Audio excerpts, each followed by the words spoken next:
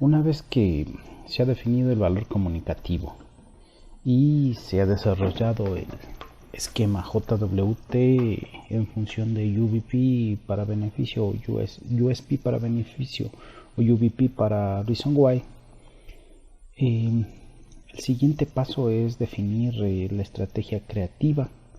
Dentro de esta, la estrategia de contenido y la estrategia de codificación. La estrategia creativa constituye el qué y el cómo decir. Esta la desarrolla un equipo de creativos en conjunto con el jefe de cuentas y el planner de la empresa de publicidad.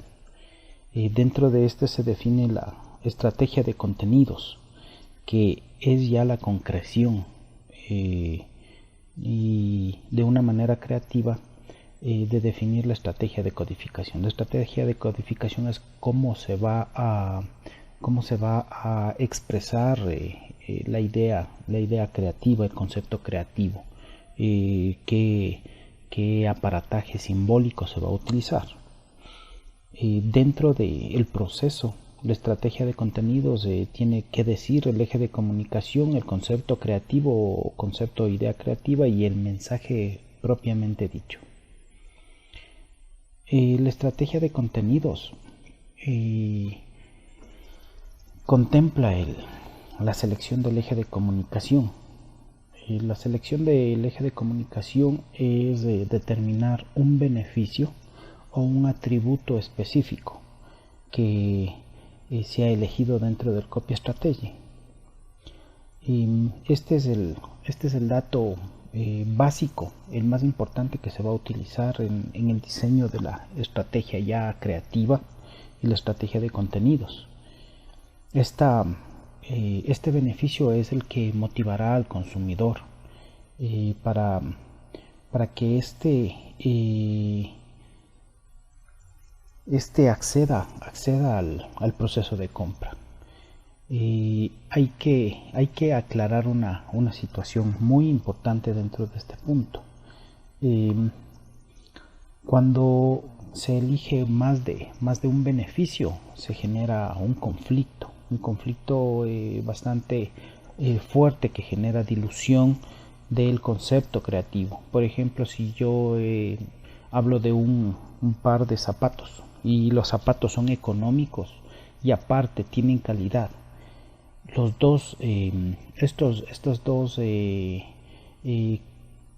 beneficios hasta cierto punto son contrarios y pueden hacer dudar a la gente al momento del proceso de compra.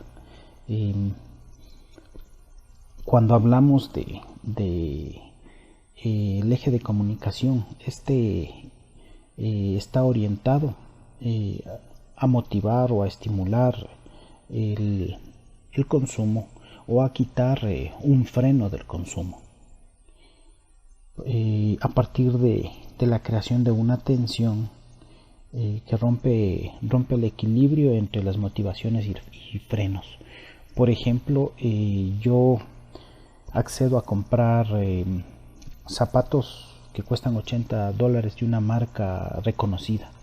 El freno es el desembolso de una gran cantidad y la motivación obviamente es que yo estoy accediendo a un producto de alta calidad y que tiene una marca reconocida. ¿Cómo yo motivaría más a esa compra? Es yéndome más al beneficio de la calidad por sobre el precio.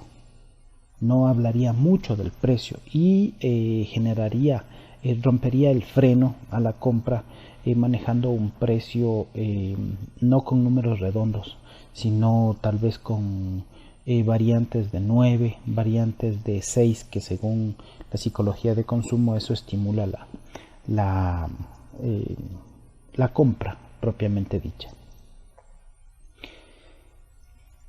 Hay que, antes de analizar el eje de comunicación a tomar, hay que contestar una pregunta que es muy importante, que ¿cuál es la necesidad que puedo estimular o qué freno voy a reducir para generar un estado de tensión en el consumidor que motive positivamente la conducta que estamos esperando nosotros como empresa, es decir, que compre, o a su vez que exista la recompra. Cuando se genera la asunción de un beneficio o de una promesa siendo USP o UVP, este motivo de estímulo o esta ruptura del freno debe convencer totalmente al consumidor de que está tomando una decisión inteligente, ¿sí? Por el mismo hecho hay que contestar a esta pregunta. Dentro de su trabajo práctico ustedes deben hacer la pregunta: ¿cuál es el freno o cuál es el estímulo, o los dos a la vez, que van ustedes en la que ustedes van a trabajar para estimular la compra? Dentro de la caracterización de los ejes de comunicación, en primer lugar se debe analizar los beneficios de los productos a profundidad. Esto en función de las motivaciones y de los frenos. Existen diferentes tipos de productos que se expondrá más adelante, y cada uno tiene diferentes tipos de motivaciones y diferentes tipos de frenos. Además también las ventajas y los inconvenientes de cada uno de los frenos o de los estímulos. Los criterios que deben cumplir un eje de comunicación son, en primer lugar, que sea universal, es decir, que ese eje sea que tenga la misma declaración en un país o en alguna región, y no debe cambiar en otra región. Otra cosa muy importante es que esa ruptura del freno y esa motivación debe tener tal fuerza que estimule la compra propiamente dicha. Debe tener inocuidad, es decir, debe tener limpieza en el concepto, es decir, debe estar claro. No debe tener ningún criterio que lo vuelva ambiguo. La polivalencia debe guardar varios significados dentro del mismo significado, pero tiene que orientarse y no caer en ser algo contaminado, es decir, que evoque también el criterio anterior de inocuidad. Puede hablar de varios criterios, pero deben irse en un solo sentido. La originalidad, no hace falta expresar muchos conceptos sobre originalidad. Obviamente esto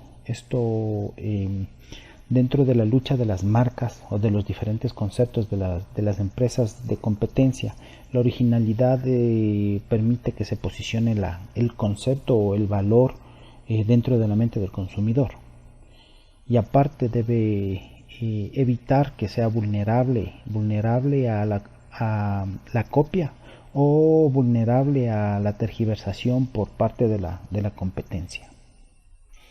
Un ejemplo que puede aclarar muchas dudas se presenta a continuación.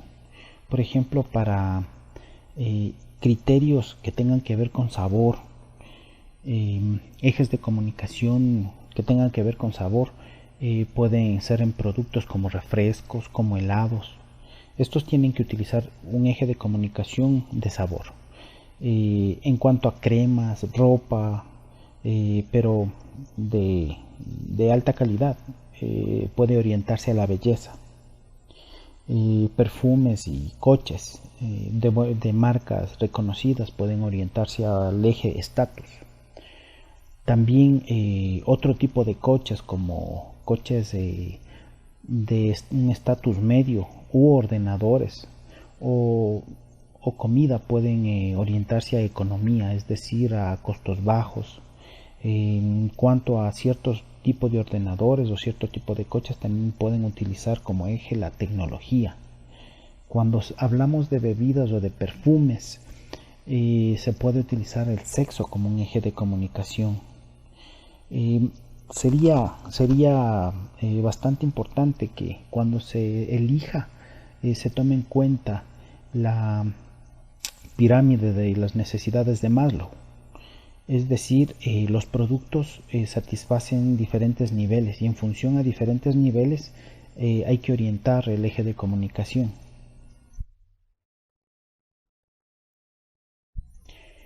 Los ejes de comunicación están orientados también a diferentes tipos de producto, como se dijo anteriormente.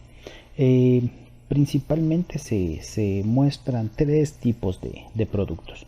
Los productos de utilidad, los productos que se evalúan en función a su resultado, y los productos simbólicos.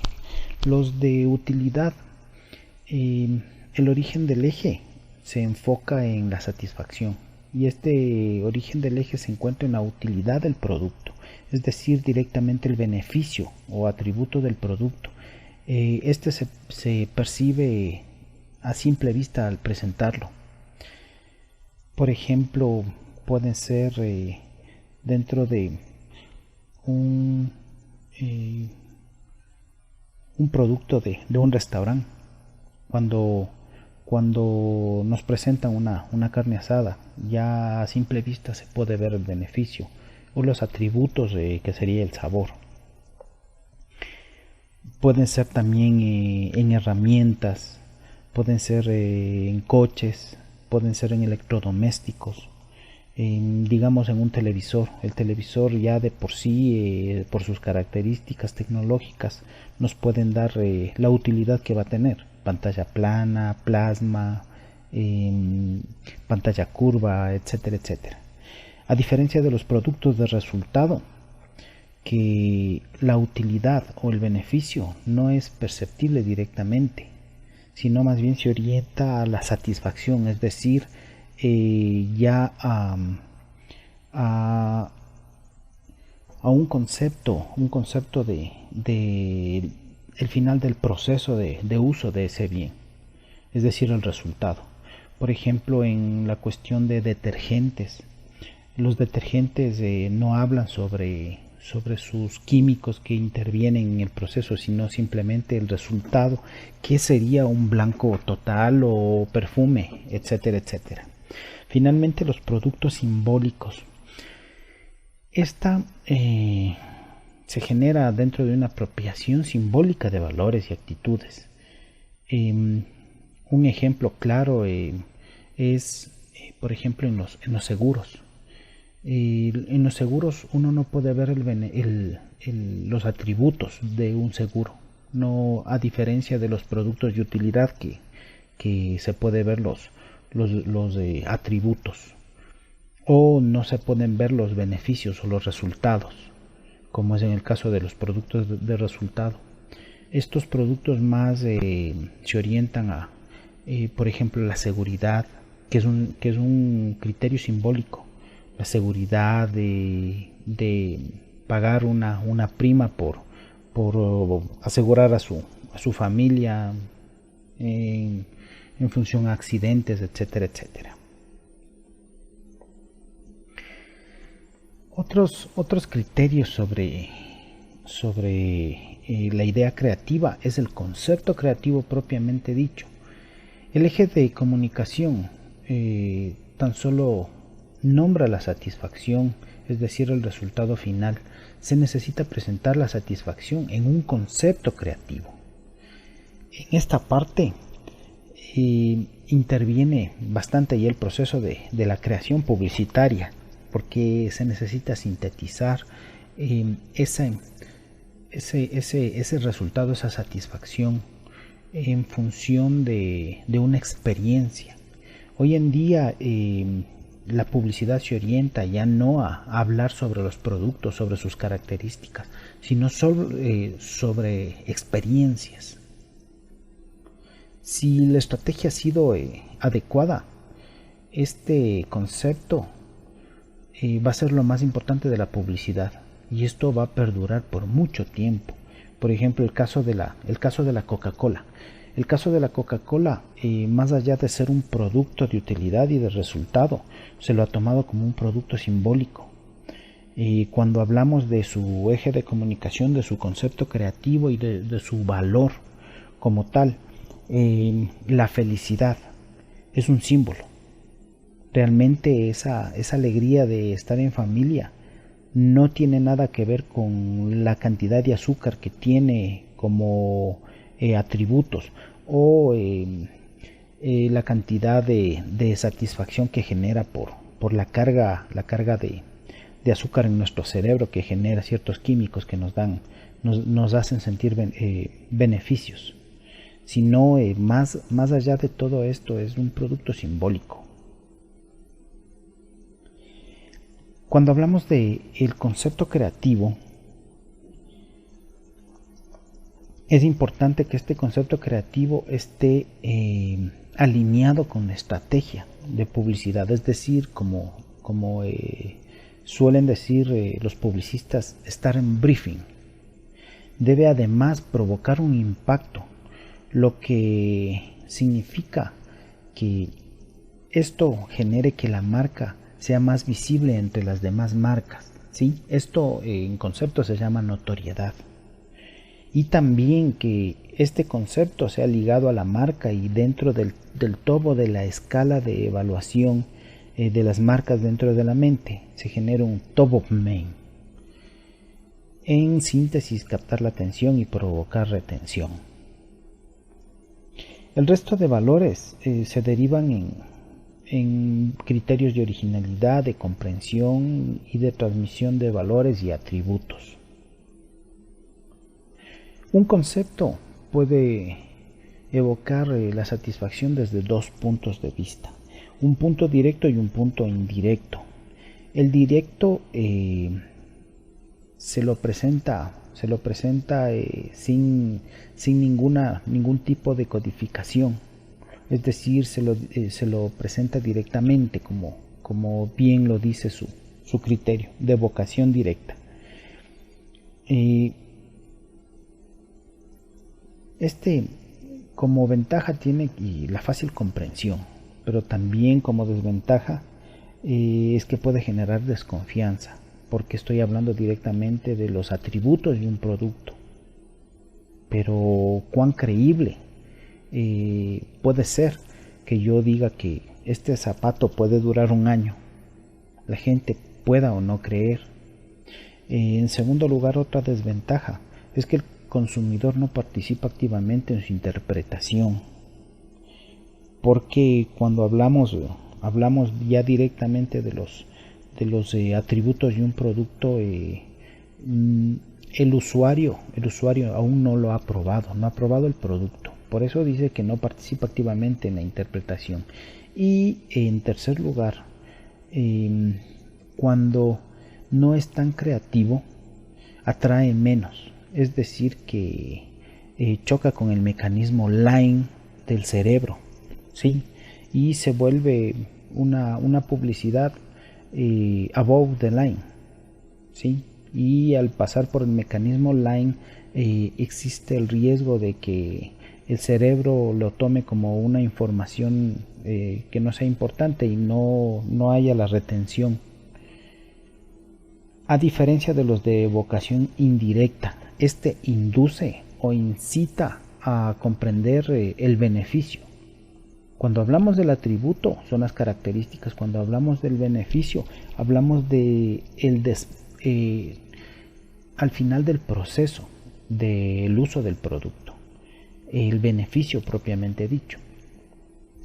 Este exige la participación activa del receptor y cuando genera mayor creatividad, cuando se presenta con mayor creatividad, obliga al cerebro humano a que lo interprete.